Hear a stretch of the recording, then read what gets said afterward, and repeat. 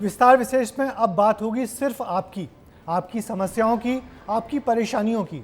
हम बनेंगे आपकी आवाज़, हर कदम पर देंगे आपका साथ, क्योंकि हम यूं ही नहीं कहते कि यह है आपका अपना चैनल।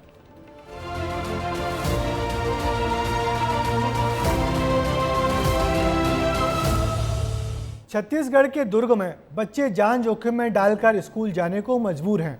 उफनाती नदी को पार करने के लिए बेबस हैं।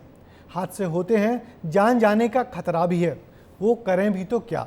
सिस्टम के आगे सब बेबस हैं।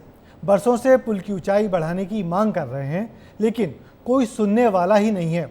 और नतीजा ये है कि ज़िंदगी को बेहतर बनाने के लिए बच्चों को अपनी जान ही दांव पर लगानी पड़ रही है।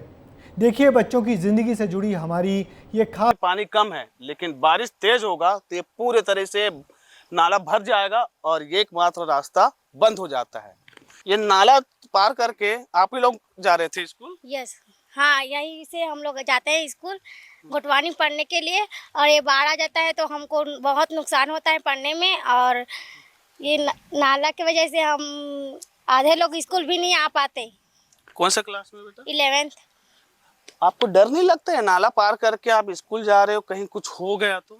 डर लगता है, लेकिन क्या करें, पढ़ना है तो जाना पड़ेगा हमको। छोटे से हो यार, इतना बड़ा नाला कैसे पार करते हो? डर नहीं लगता? लगता है। हाँ, फिर क्यों पार करते हो? पढ़ना है तो इसलिए पार करते हैं। पुस्तक और कपड़ा। तो रोज आप ऐसे कपड़े खोल के स्कूल जाते हो? हाँ। और स्कूल जाते समय भी ऐसे उखड़ के जाते हो और स्कूल से आते समय भी ऐसे ही जाते हो? हाँ। गांव वाले खतरों से वाकिफ हैं, क्योंकि यहाँ कई हादसे भी हो चुके हैं। कुछ लोगों की जान भी जा चुकी है, लेकिन ये सिर्फ बेबसी है कि उनके बच्चे इसी खतरे के बीच से निकल रहे हैं।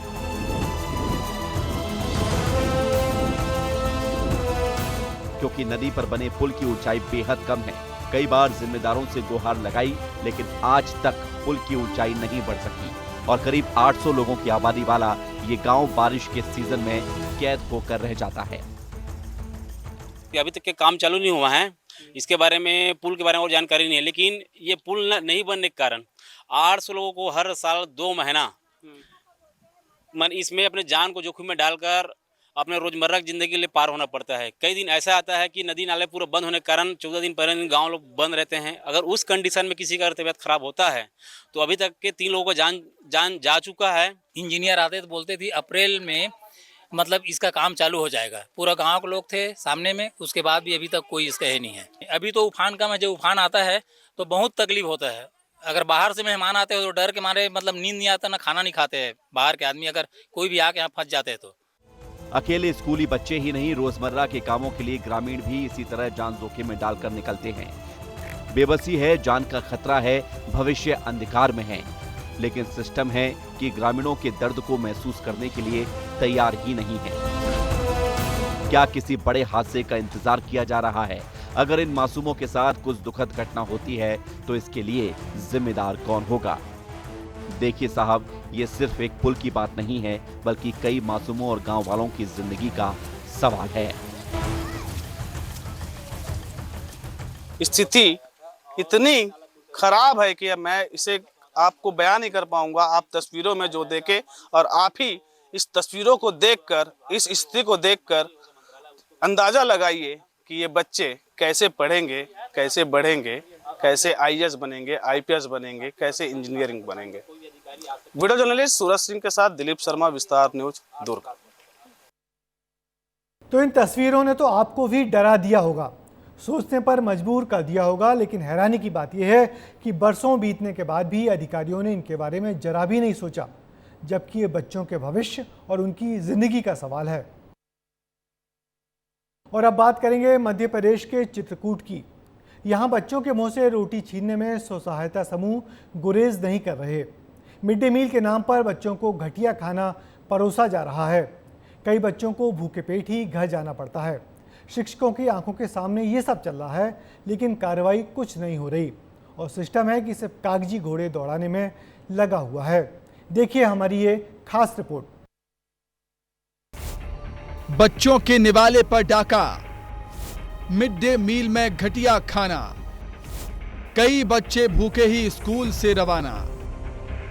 चित्रकूट के गर्ल्स हाई स्कूल मझगांव में बच्चियों को दिए जाने वाले मध्याह्न भोजन में जमकर धांधली की जा रही है। बच्चों की ये थाली देखिए, जिसमें गड़बड़ी साफ दिखाई दे रही है। सिर्फ कढ़ी और चावल परोसा गया है, जबकि गुरुवार के दिन हरी सब्जी के साथ कढ़ी चावल दिए जाने का नियम है। लेकिन बच्चों को मिड डे मील करवाने वाला ओम स्व सहायता समूह ने हरी सब्जी की कटौती कर घटिया क्वालिटी का चावल और बेस्वाद कढ़ी परोस दी। बच्चे किसी तरह ये खाना खा भी रहे हैं, लेकिन हद तो इस बात की है, ये खाना भी सभी बच्चों को नहीं दिया जा रहा है। कई बच्चियां तो बेचारी भूखी ही रह गई हैं, जो घर से खाना खाकर इसी उम्मीद से नहीं आती हैं कि उन्हें यहाँ खाना तो मिल ही जाएगा। स्व सहायता समूह की मनमानी सिर्फ इतनी ही नहीं है, जिन्हें खाना खिलाया गया उन बच्चियों से थालियां भी साफ करवाई जा रही हैं, जबकि ये जिम्मेदारी रसोइया की होती है। आज हम लोग को नहीं मिला, कल भी नहीं मिला था, खत्म हो गया था, आज ही खत्म हो गया। उसमें क्यों है? आज नहीं दिए हैं, आज कढ़ी चावल है, इसलिए नहीं तो दाल चावल बनता तो देते नहीं, बराबर बनाते हैं, पूरे बच्चे खाते हैं। मीनू के हिसाब से नहीं बनता है यहाँ पर खाना, कढ़ी चावल और दाल चावल ही दिए जा रहे हैं। 6वीं से 8वीं तक के बच्चों के लिए व्यवस्था है। स्कूल में दर्ज है 41 छात्राएं, महज 25 बच्चों को ही खाना परोसा गया। 16 बच्चियों को भूखे पेट ही रहना पड़ा। अब हैरानी की बात और सुन लीजिए, स्कूल में घटिया खाना परोसा जा रहा है। बच्चियों को मेनू के हिसाब से भोजन नहीं दिया जा रहा, खाने की क्वालिटी घटिया है, कई बच्चे भूखे रह जाते हैं और ये सब स्कूल के प्राचार्य की आंखों के सामने ही होता है और उन्हें इस बात का पता भी है, लेकिन वो कुछ नहीं कर पा रहे। मीनू के अनुसार भोजन आज तक नहीं बना इसमें, और हम ये कह रखे हैं कि बाहर खिलाइए बच्चों को, तो हमेशा वो कोठरी के अंदर खिलाता है। सलाद वगैरह तो नहीं मिल पाती है, क्योंकि हमारे पास काम भी है सर, तो हम यहाँ व्यस्त रहते हैं। हम तो जानते हैं कि बच्चे थाली नहीं धोते, खाना खाते हैं। हमने अधिकारियों को बच्चों के खाने में हो रही धांधली की खबर दिखाई, उनसे सवाल किया तो जांच कर स्व सहायता समूह के खिलाफ कार्रवाई का भरोसा दिलाया गया। आपके माध्यम से बात मेरे संज्ञान में आई है और अभी जस्ट मैंने अपने कार्यालय के एक बीएससी को उसकी जांच के लिए भेजा है। पूर्व में उस विद्यालय से अभी तक मेरे संज्ञान में इस प्रकरण नहीं आया था। जांच उपरांत जो भी आवश्यक कार्रवाई होगी वरिष्ठ कार्यालय को सूचित कर कराई जाएगी। शर्म आती है ऐसे सिस्टम पर जो सिर्फ कागजी घोड़े दौड़ाने में व्यस्त हैं। शिकायत मिलेगी तो जांच करेंगे और फिर कहीं कार्रवाई का सोचेंगे, लेकिन ये देखने की जहमत नहीं उठाएंगे कि क्या बच्चों को उनका हक मिल रहा है। उनके निवाले पर डाका तो नहीं डाला जा रहा, क्योंकि स्व सहायता समूह अपने फायदे के लिए बच्चों के मुंह से रोटी छीनने में संकोच नहीं कर रहे हैं। विस्तार न्यूज के लिए अरुणेश सिंह ब्यूरो की रिपोर्ट।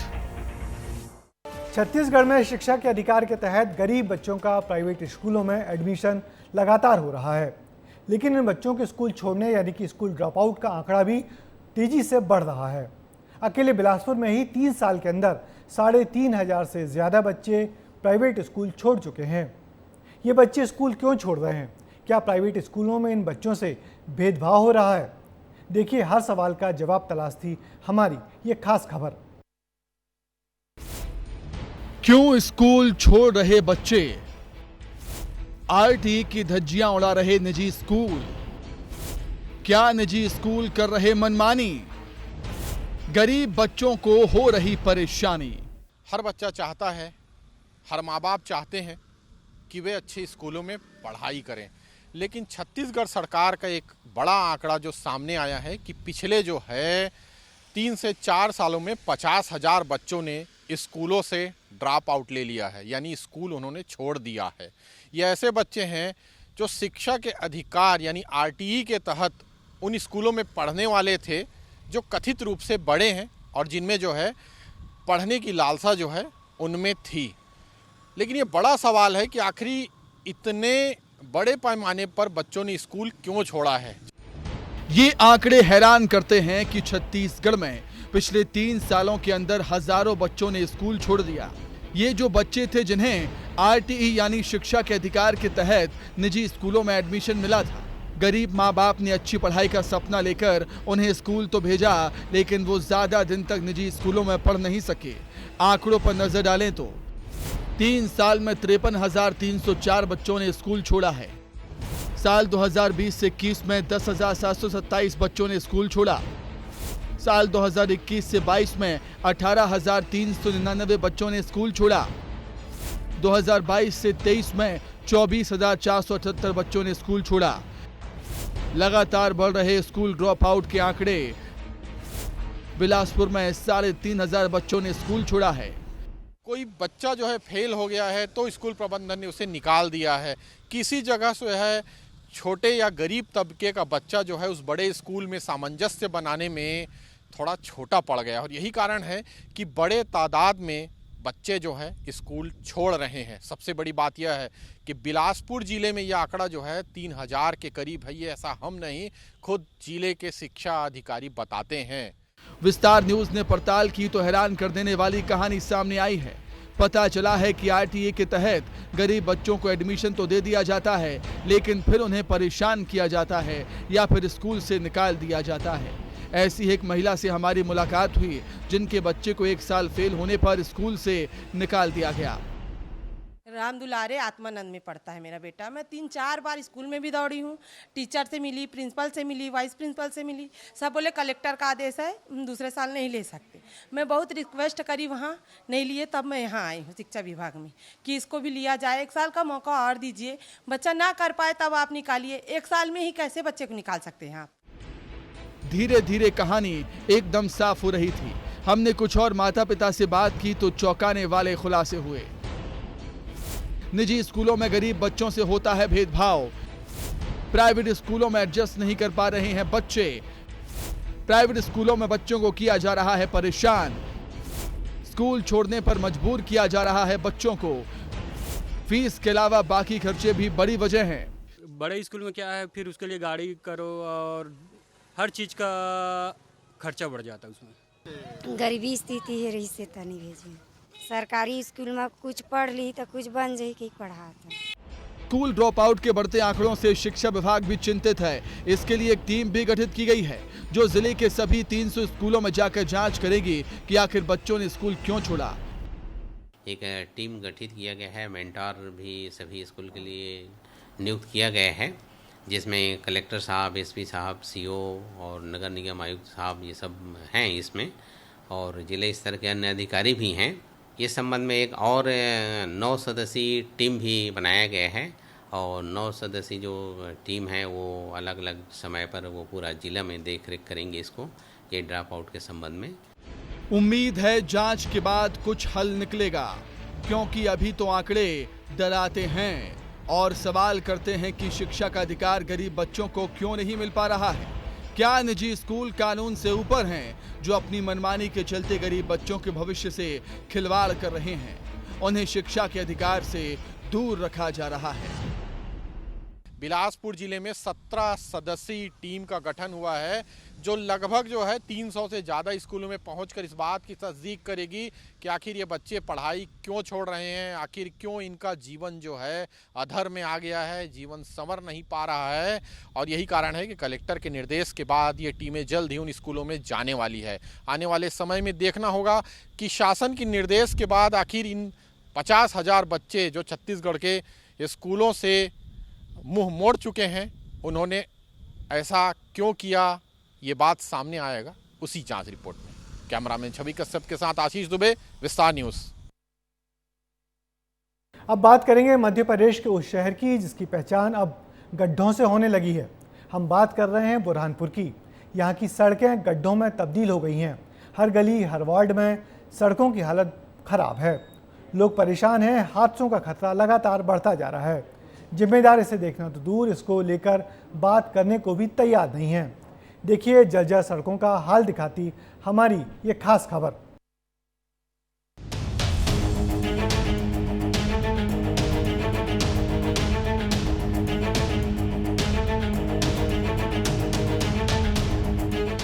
गड्ढों के शहर बुरहानपुर में आपका स्वागत है। आपकी गाड़ियों के अस्थि पंजर हिल जाएंगे अगर आपने थोड़ा भी सफर इस शहर की सड़कों पर किया। आपको समझ ही नहीं आएगा कि यहाँ सड़क में गड्ढे हैं या फिर गड्ढों में सड़क है। गाड़ियां हिचकोले लेकर चलती रहेंगी और सड़कों पर भरा पानी आपको ठंडक पहुंचाता रहेगा, क्योंकि जितने गड्ढे हैं उतना ही जल भराव इन सड़कों पर है और ये हाल शहर के सभी 48 वार्डों का है। गड्ढों के शहर बुरहानपुर में हम मौजूद हैं और यहाँ के गड्ढे लोगों के लिए इस तरीके से परेशानी का सबक बने हुए हैं कि लोग अब घरों के बाहर निकलकर विरोध प्रदर्शन कर रहे हैं। हमारे साथ कुछ लोग मौजूद हैं जिनके घरों के आगे देखिए किस तरीके से बड़े बड़े गड्ढे हैं। हम दिखाएंगे आपको कि जो गड्ढे हैं और ये रोड है, इस रोड से कई वार्डों का जुड़ाव है और कई वार्डों का आना जाना इस रोड से होता है। क्या समस्या हो रही है आपको? पानी के बहुत गड्ढे हैं तो सड़क बन नहीं रही है कि सड़क बनने रहे हैं, सारे पानी गिर रहे हैं। बच्चे मेरे अपाहिज गिर पड़े यहाँ पे कि बच्चे गिर पड़े, यहाँ से सारा पानी का बहाव है। तो यहाँ पे भैया किस तरीके गड्ढे कहाँ से आ रहे हो? मंडी से गड्ढे इतने हो गए यहाँ पर कि परेशानी बहुत जा रही है, इससे ज्यादा हर जगह गड्ढे बहुत चल रहे हैं यहाँ पर। ये देखिए ये लोगों का विरोध है, लोगों का विरोध है। हम आपको गड्ढे भी दिखा रहे हैं किस तरीके के गड्ढे हैं और इस बीच रोड के बीचों बीच एक बड़ा सा गड्ढा खोद कर रख दिया है जहाँ से बड़े बड़े वाहनों का आना जाना दुभर हो चुका है। हमारे साथ कुछ ऑटो वाले भी है। भैया ऑटो निकल पा रहे कि नहीं निकल पा रहे, जगह जगह गड्ढे खराब है, हमारे धंधे नहीं हो रहे, मतलब है ना, रोज काम करवाना पड़ रहा है ऑटो में, इतना काम नहीं कर रहे। हालात ये हैं कि घर से बाहर निकलते ही सड़कों पर पानी मिलेगा, हर तरफ पानी भरा हुआ, सड़कें खुदी हुई और जनता परेशान है। अब जनता का गुस्सा भी बाहर आने लगा है क्योंकि खराब सड़कों ने उनकी जिंदगी को मुश्किल बना दिया है। शहर को इस हाल में पहुंचाने के लिए जल आवर्धन योजना भी जिम्मेदार है। योजना के तहत काम होता है तो सड़कों को खोद दिया जाता है। सड़क तो खोद दी जाती है लेकिन उसे सुधारने का काम नहीं किया जाता। योजना के तहत सड़कों को खोदा गया और ये हालात इस वार्ड के नहीं है, पूरे शहर के 48 वार्डों के हैं। जगह जगह गड्ढे खुदे पड़े हैं और इन गड्ढों से लोगों को काफ़ी परेशानियां हो रही है और परेशानियां तब हो रही है जब बारिश का पानी इन गड्ढों में जमा हो रहा है और पता लगाना मुश्किल हो रहा है कि ये गड्ढा है या गड्ढे में पानी भरा है या सड़क है। खराब सड़कों को लेकर सियासत भी खूब हो रही है। जब नगर निगम ने ध्यान नहीं दिया तो कांग्रेस मैदान में उतरी और जगह जगह पहुंचकर सड़क के गड्ढों को भरने की कोशिश की। बुरहानपुर शहर गड्ढों का शहर और इस गड्ढे के शहर की महापौर प्रथम नागरिक गूंगी बहरी अंधी, जिनको ना गड्ढे दिख रहे हैं, ना लोगों की चीख पुकार सुनाई आ रही है और ना कुछ बोल रही है। तो आज हम कल से हमारे कांग्रेस पार्षद दल ने, कांग्रेस पार्टी ने पूरे शहर में गड्ढे भरने का काम शुरू किया है। जनता परेशान है, शहर के हाल खराब है, सियासत भी हो रही है लेकिन जिम्मेदार है कि इस मसले पर बात करने के लिए तैयार ही नहीं है। शहर की समस्या को लेकर जब हमने नगर निगम कमिश्नर से बात करना चाहिए तो उन्होंने साफ तौर पे कहा कि मैं इस पूरे मामले में कुछ नहीं बोलूँगा, क्योंकि शहर में अगर गड्ढे हैं तो बोलकर मैं खुद की फजीयत नहीं करवा सकता। आप तस्वीरों में देख सकते हैं कि ये नगर निगम आयुक्त संदीप श्रीवास्तव का चैम्बर है और हम उनसे सवाल करने पहुंचे थे। विस्तार न्यूज़ की टीम पहुंची थी कि जो शहर में गड्ढे हैं, जल जमाव के हालात बने, लोग परेशान है, त्राही मची हुई है गड्ढों से, हर तरफ हर वार्ड में गड्ढे ही गड्ढे। उस पर जब सवाल करना चाहा तो कमिश्नर सवालों का जवाब देते नहीं बने और उन्होंने साफ तौर पर बोला कि अगर मैं जवाब दूंगा तो मेरी खुद की फजीयत हो जाएगी। अब आप समझ सकते हैं कि जिम्मेदार जनता की परेशानियों को लेकर कितने संजीदा हैं। ऐसे में सवाल उठता है कि शहर की जनता को कब इन गड्ढों से निजात मिलेगी, क्योंकि ये गड्ढे सफर को तो मुश्किल बनाते ही हैं, हादसों को न्योता भी दे रहे हैं, लोगों की जिंदगी को खतरे में डाल रहे हैं। तो गड्ढे हैं, उन गड्ढों पर नगर निगम में ध्यान देना चाहिए और उन गड्ढों को जल्द से जल्द भरना चाहिए ताकि बारिश के दिनों में लोगों के साथ कोई दुर्घटना न हो। कैमरा पर्सन कासिफ के साथ मौसम तड़वी, विस्तार न्यूज़, बुरहानपुर। तो हमने आपको आपसे जुड़ी हुई खबरें दिखाई, आपके मुद्दों को सिस्टम के कानों तक पहुंचाने की कोशिश भी की। हमारा मकसद भी आपकी परेशानियों को जिम्मेदारों तक पहुंचाना है। आगे भी ये सिलसिला लगातार जारी रहेगा। फिलहाल मुझे दीजिए इजाज़त, फिर होगी मुलाकात, तब तक के लिए नमस्कार।